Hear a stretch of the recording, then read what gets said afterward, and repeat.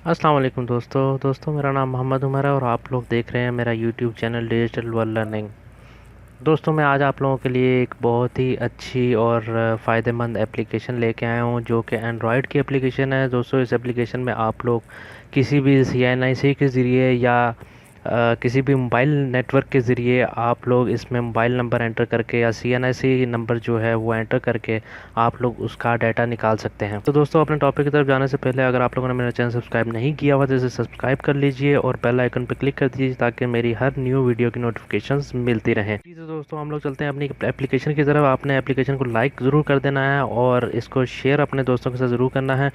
दोस्तों इसको मैं आप लोगों को दिखा देता हूँ। मैं अपना ही जो मोबाइल नंबर है वो लिख के दिखा देता हूँ। आपने ज़ीरो एंटर नहीं करना, जो भी आपका मोबाइल नंबर है वो आपने इधर लिख देना है और इस सर्च पे जो है क्लिक कर देना है। आपके पास ये देख लीजिए आगे आपके पास डाटा आ गया है। तो दोस्तों जिसमें आप जिसका भी आप लोग डाटा वगैरह निकालना चाहते हैं उसका आपको नाम भी मिल जाएगा, एड्रेस भी मिल जाएगा, CNIC भी मिल जाएगा और एक्टिवेशन डेट उसको तो आप छोड़ दें। इसी तरह अगर मैं अपना CNIC नंबर डालता हूँ इधर, आपने इधर CNIC पे क्लिक कर लेना है और इधर अपना CNIC बगैर डैशेस के आपने अपना CNIC नंबर डालना है।